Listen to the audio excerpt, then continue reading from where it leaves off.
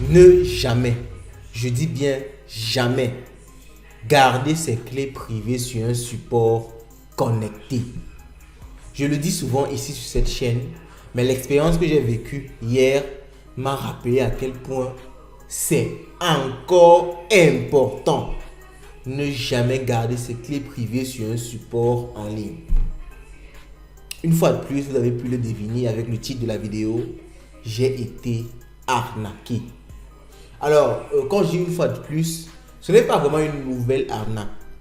Parce que je me suis rendu compte finalement que c'est un ensemble de portefeuilles liés à moi qui avait été compromis.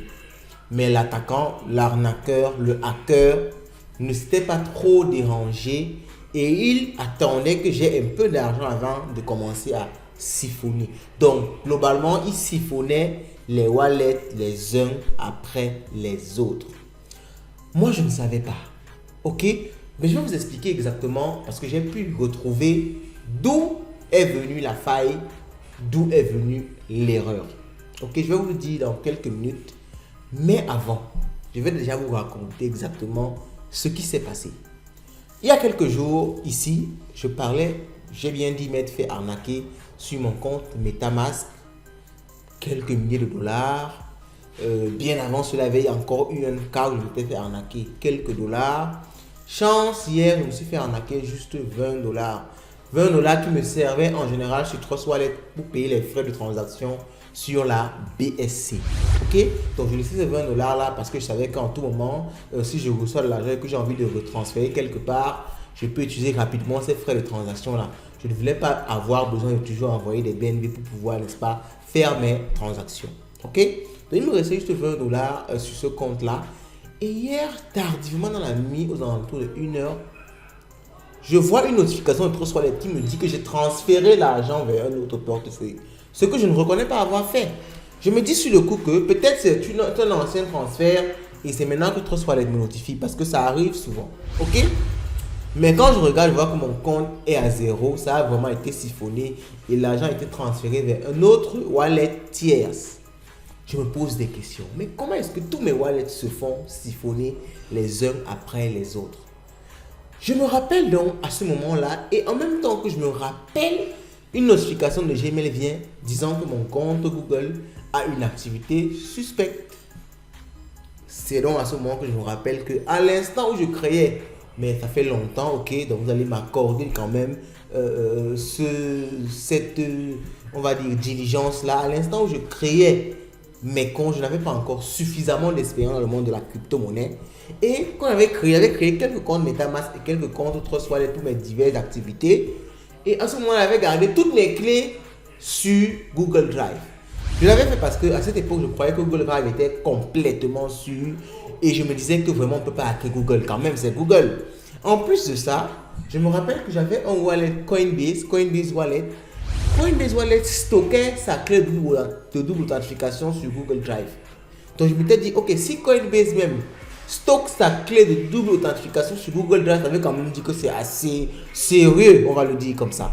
Donc quand je fais ça, je me dis non, je suis tranquille, je suis posé. Je l'avais fait tellement il y a longtemps que moi je ne me dérangeais pas. Je savais que ok, je l'ai mis sur Google Drive depuis. J'avais même carrément oublié que j'avais mis sur Google Drive.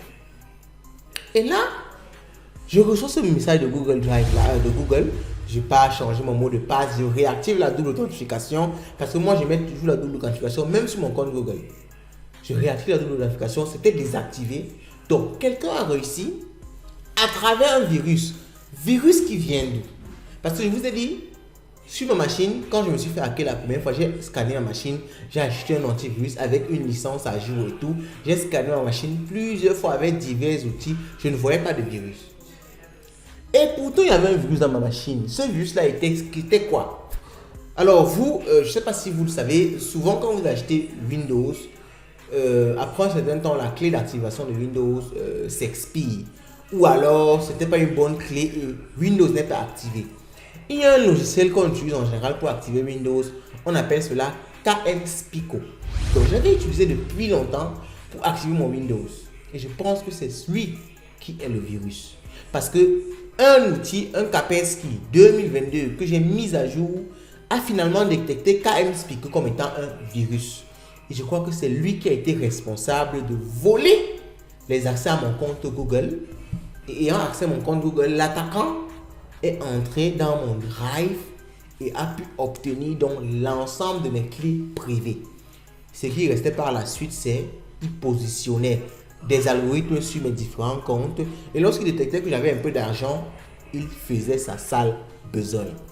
Donc c'est globalement comme ça que je me suis fait avoir.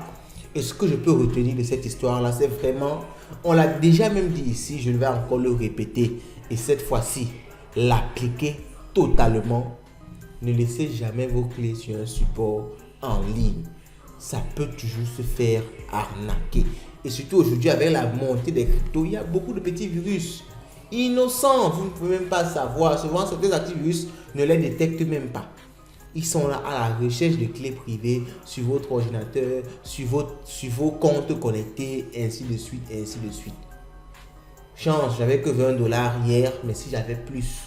Et quand je fais même le bilan de toutes ces arnaques-là, ça monte déjà à des milliers de dollars. Faites vraiment super attention. Alors, l'objectif aussi sur la chaîne, c'est de prendre les coups à votre place.